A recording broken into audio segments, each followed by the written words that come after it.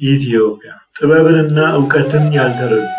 አላስተዋይ ግን የሚያውቁ ሰዎች ቅርጿን የሚቀይሱባት፣ ጥቂቶች ለብዙሃኑ የሚታገሉባት፣ ብዙሃኑ እንደ ጥቂት የሚያስቡባት፣ ደጎች የሚበዙባት ግን ጥቂት ተንኮለኞች በተደበቀ ፍላጎታቸው ብዙሃኑን የሚያወናብዱባት፣ የተወናበደውና የሚያወናብደው እኩል የሚጮሁባት ኢትዮጵያ። ድሃው ከሀብታሙ፣ ለሕዝብ ሰላም የሚጸልየው ከአሸባሪው፣ ዳኛ ከሌባው፣ ሃይማኖተኛው ከመተተኛው፣ ነጋዴ ከአስተማሪው፣ ዘፋኙ ከሐኪሙ፣ እረኛው ከተኩላው፣ ገበሬው ከከተሜው፣ አርብቶ አደሩ ከአርሶ አደሩ፣ ጨካኙ ከአዛኙ፣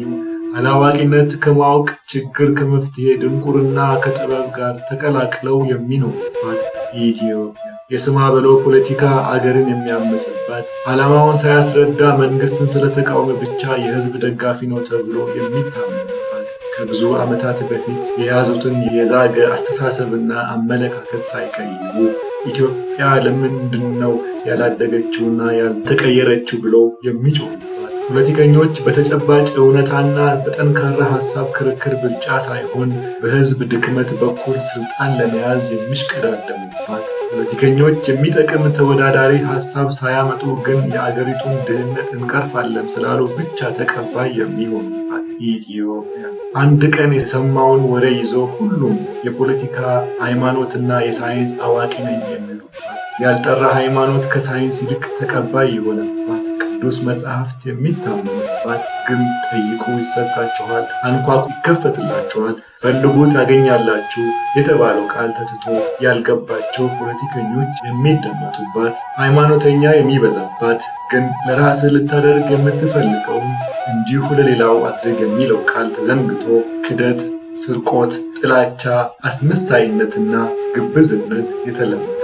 ኢትዮጵያ። ሃይማኖትና እምነት ያለ አግባብ የተደባለቁባት፣ ፖለቲከኞች እንደ ጅራፍ ገርፈው ራሳቸው የሚጮሁባት፣ የመድረክ ፖለቲካና ተግባር የማይዛመዱባት፣ ጭምብል ለባሽ ፖለቲከኞች ስልጣናቸው የገነነባት፣ የመንግስት ስልጣን ከያዙት ይልቅ ተቃዋሚዎች ኃይለኛና ተደማጭ የሚሆኑባት፣ አስመሳይነትና ልታይ ባይነት ጫፍ የወጣባት ኢትዮጵያ። ሳያውቁ አውቃለሁ ባይነት፣ ጀግና ሳይሆኑ ጀግና ነኝ ባይነትና ከባዶ ያልተሻለ ሐሳብ ይዞ ግትርነት የተዛመተባት፣ የአገርን ገድል ለአንድ ብሔር መሸለም የሰፈነባት፣ መሪዎች ሲተቹ ብሔሮቻቸው የሚጮሁባት ኢትዮጵያ። ከሕገ ነፍስ ይልቅ ደመ ነፍስ የገነነባት፣ ከስሌት ይልቅ ስሜት የሚስተናገድባት፣ ከፖለቲካ ክርክር ይልቅ ስድብ የሚቀድምባት፣ ለጥሩ ነገር ከማመን ይልቅ ለክፉ ነገር መጠራጠር የሚመረጥባት፣ አገርን ሳይወዱ አገር ወዳድ ነኝ ባይነት የሚወደስባት፣ አገሬ አገሬ ብሎ ስለዘፈነ እርሱ ኢትዮጵያዊ ነው ብሎ ማሞካሸት የተለመደባት አገር ኢትዮጵያ።